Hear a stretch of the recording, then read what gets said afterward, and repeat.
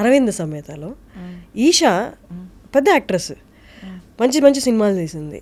ఆ సినిమాలో ఒక చిన్న రోల్కి ఎలా ఒప్పుకుంది, తనకి ఇచ్చిన నెరేషన్ సినిమాలో చూపించిన నెరేషనే ఇచ్చారా అన్నది. మరి ఈ మధ్య వచ్చిన మళ్ళీ గుంటూరు కార సినిమాల్లో మీనాక్షి చౌదరి కదా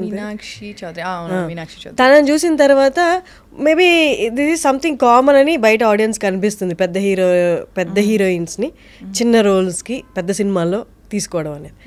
అసలు అరవింద సమేతలో ఏం జరిగింది అంటే, అరవింద సమేత అప్పుడు అంటే I want be very clear about it.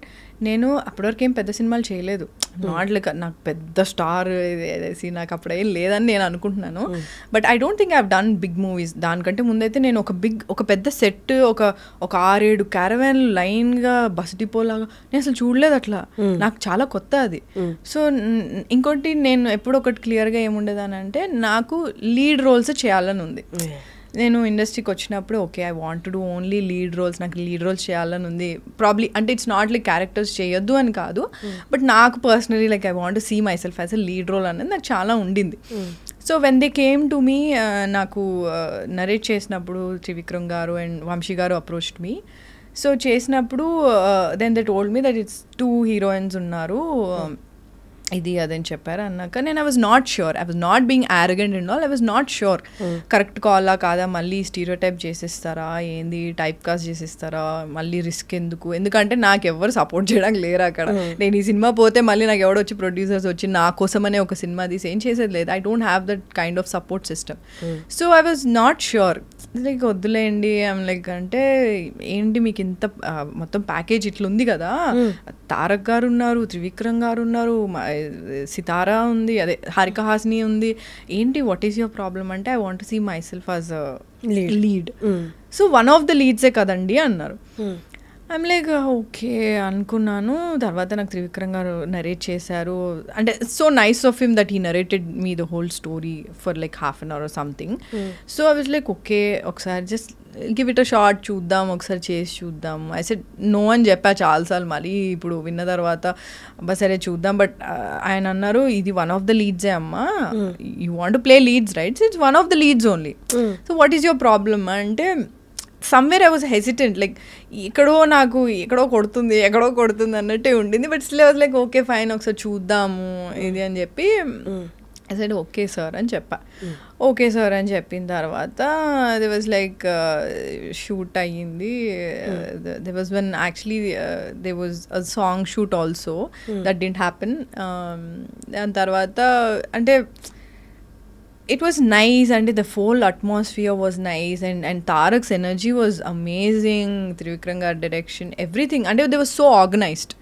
And నేను ఆ సినిమాలో బైక్ కూడా నేర్చుకున్నా, హార్లీ డేవిడ్సన్ బైక్ కూడా నేర్చుకున్నా. So and there was so many good memories I have. And ఆ సినిమా చేస్తున్నప్పుడు అంటే ఈరోజు ఓకే అంటే నెక్స్ట్ డే నుంచి షూట్ స్టార్ట్. సో షూట్ లొకేషన్కి వెళ్ళాను. లొకేషన్ వెళ్ళే లోపల నాకు అప్పటికి న్యూస్ బయటకి ఎట్లనో వచ్చింది. ఐ డోంట్ నో ఎట్లా వచ్చిందో, బట్ ఎవరు తెలియని వాళ్ళు కూడా నాకు కాల్ చేసి they wanted to be in touch with me. I don't understand, like okay ఇప్పుడు సినిమా అవుతుంది కాబట్టి ఇంత హవానా అని చెప్పి అనుకున్నాను. బట్ నీకు ఒక ఫియర్ కూడా వస్తుంది, వాట్ ఇఫ్ ఇది ప్రాపర్ రోల్ కాకపోతే, వీళ్ళే అందరు నాకు తర్వాత తిడతారు, వీళ్ళే అందరూ నన్ను పక్కకు పెట్టేస్తారు కదా అని నాకు అంటే ఒక ఫియర్ కూడా చాలా ఉండింది. సో వాట్ ఎవర్ దే అంటే ఒక సాంగ్ అనుకున్నారు, అది అవ్వలేదు. సో ఓకే ఫైన్, నాకు అప్పుడు పెద్ద సినిమాలు ఏం పెద్ద ఐడియా లేదు ఎట్లా how it will run and all. So it was nice, అయిపోయింది షూట్ అయిపోయింది. బట్ కరెక్ట్ రిలీజ్ టైంకి I think I watch the movie అప్పుడు, అండ్ తర్వాత చాలా రోజుల తర్వాత చూసాను. బట్ యాక్చువల్లీ ఎంత షూట్ చేశారో అంత లేదు కదా సినిమాలో.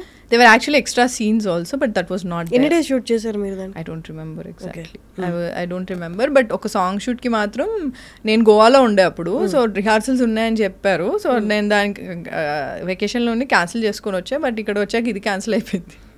సో ఐ డోంట్ అండర్స్టాండ్ అప్పుడు, లైక్ ఓకే ఫైన్ అనుకున్నాను. But then I understood probably అంటే చాలా అనుకుంటాం కానీ కొన్ని జరగవేమో, ఎడిటింగ్లో తీసేస్తారో లేదా యాక్చువల్ షూట్ చేయరేమో అని. Then I was like okay ఇట్లా కూడా ఐ వాజ్ కన్ఫ్యూజ్డ్ అంటే లైక్ నిజంగా నాకేం ఒప్పుకున్నాను ఇవన్నీ చెప్పారు okay I was okay with it and next డేనే దే సెడ్ దే గోన అంటే announce as one of the lead second lead కింద అనౌన్స్ చేస్తాను that also didn't happen so I didn't know ఎందుకు అది అవ్వలేదో నాకు తెలీదు I was talking to my manager also like and ఇది ప్రామిస్ చేశారు కదా ఇది చేయండి అంటే it will help me also coming ఇప్పుడు పెద్ద ప్రొడక్షన్ హౌస్ వాళ్ళు ట్విట్టర్లో ఆర్ ఎనీ సోషల్ మీడియా ప్లాట్ఫామ్లో Eesha Rebba is doing one of the leads or second lead నేనే అంటున్నా సెకండ్ లీడ్లో ఈమె చేస్తుంది సో అండ్ సో మూవీలో చేస్తుంది అంటే it will help me promise చేసిందే కదా yeah it will help me also అంటే ప్రామిస్లు చాలా చేస్తారు కానీ అది ఇంప్లిమెంట్ అయ్యేది ఎగ్జిక్యూట్ అయ్యేది చాలా కష్టం ఇండస్ట్రీలో చాలా మంది చాలా ప్రామిస్లు చేస్తారు so when you say something when you say that I'm gonna do this the very next day అన్నప్పుడు it's not happening I was like I didn't understand I ask my manager also like promise చేశారు కదండి ఒకసారి చూడండి అని చెప్పి so it went on like that the shoot was done release కూడా అయిపోయింది సినిమా and I was not that happy అంటే ఏదో కొంచెం బాధ ఉండింది నాకు the only happiness I had అంటే ఆ సినిమా నేను చేసింది only happiness was to work with Tarak Trivikram garu and with a big production house so that అంటే నాకు ఆ అట్మాస్ఫియర్ అనేది నేను ఎప్పుడు చూడలే అప్పటి వరకు ఇండస్ట్రీకి వచ్చాను కానీ అంత అట్మాస్ఫియర్ అంత బిగ్ బడ్జెట్లో ఇట్లా ఉంటుంది ఇలా అని నేను I was very happy that you know I was working with Tarak ఎందుకంటే నేను అప్పటి వరకు సీన్ ఇన్ థియేటర్స్లోనే కదా చూసింది సినిమాలో చూసింది so I felt very nice is a brilliant actor he was very very energetic and Trivikram గారి స్టైల్ డిఫరెంట్ ఉంటుంది so it was very new for me and నాకు కూడా కొంచెం ఛాలెంజింగ్ ఉండింది చేయడానికి and Pooja as well she was my sister కదా అందులో so it was fun only but అదే షూట్ అంతా అయిపోయి రిలీజ్ అయిపోయిన తర్వాత the people called men like మీదేం లేదండి రోల్ మీదేం పెద్దగా ఏం లేదండి అసలు ఆ రోల్ అంటే నేను ఏం చేయాలి దానికి నేను ఏం చేయలేను దానికి నేనేం చేయాలి అబ్సల్యూట్లీ మీ చేతిలో ఉంటుందని చాలా మందికి తెలీదు సినిమా వాళ్ళే చాలా మంది చేశారు నాకు చేసి అంటే నేను ఫస్ట్ ఆఫ్ ఆల్ నేను ఏదైనా ఒక పెద్ద ప్రాజెక్ట్ చేసినట్టు నేను డబ్బా కొట్టుకోను నాకు చాలా భయం ఉంటుంది నెగిటివ్ ఎనర్జీస్ వల్ల ఏమైనా అవుతుందేమో నాకు చాలా ఫియర్ ఉండేది సో నేను ఎవరికి ఏమంతా నేను డబ్బా చేయలేదు అనుకో పెద్ద ఇది ఏం చేసుకోలేదు అప్పుడు the people who called me like I came to know that you're doing this project అంటే అవునండి చేస్తున్నాను సినిమా చూసిన తర్వాత వాళ్ళే నాకు కాల్ చేసి ఏం లేదండి అసలు మీద అందులో అసలు ఎందుకు ఒప్పుకున్నారు ఎందుకు చేశారు ఇలా నాకు చాలామంది చెప్పారు చాలామంది అసలు మీకు ఇదే ఏ విధంగా మీకు వర్కౌట్ అవ్వదు అంటే only negative there was nothing positive the only positive thing that happened ఏంటి అంటే ఐ గాట్ ఎక్స్పోజర్ ఎందుకంటే that's a very big film and Eesha Rebba అనే ఒక అమ్మాయి ఉంది అన్నది ఆ సినిమాతోనే తెలిసింది ఒక తెలుగు అమ్మాయి ఉంది అంటే ఎక్స్పోజర్ వాజ్ హ్యూజ్ అంటే ఎందుకంటే ట్విట్టర్ అప్పుడే నేను కొత్తగా వచ్చాను ఆ సినిమాకి ముందు they were people tagging me అంటే చెప్పచ్చో లేదు నాకు తెలియదు but they were tagging me and my co-star Pooja and all they like అది తెలుగు అమ్మాయి బాగుంది కదా ఇది అంటే పూజ బాగుంది కదా అంటే మిక్స్ ఉన్నాయి అట్లా అంటే కానీ ద సపోర్ట్ ఐ గాట్